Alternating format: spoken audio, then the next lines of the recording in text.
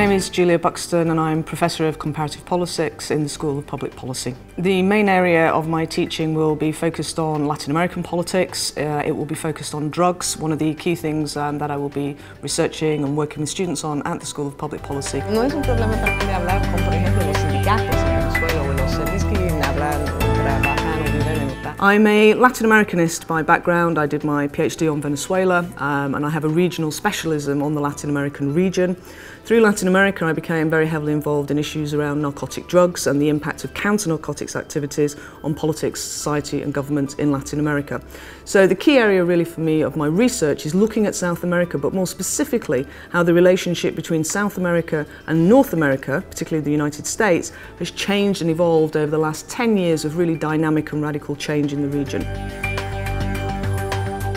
When I was studying for my Masters in the early 1990s, this was a period of very, very dramatic change in Eastern Europe and South America, transitions from authoritarian rule to democratisation.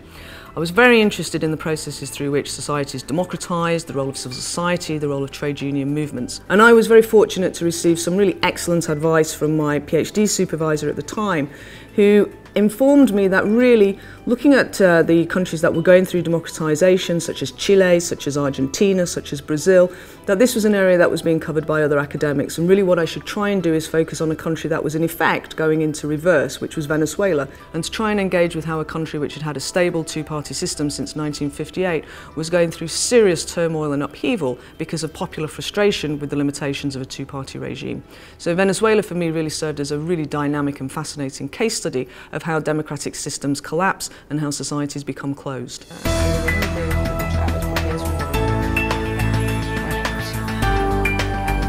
I've been hugely fortunate during the course of my teaching career to work with a great diversity of students from all over the world, professionals, graduate students, undergraduate students.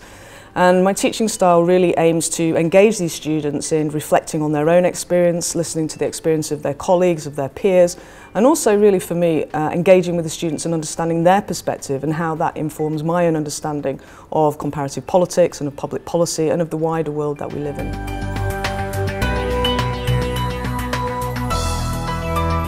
I have just had the tremendous experience of working in Pakistan for the last 3 years,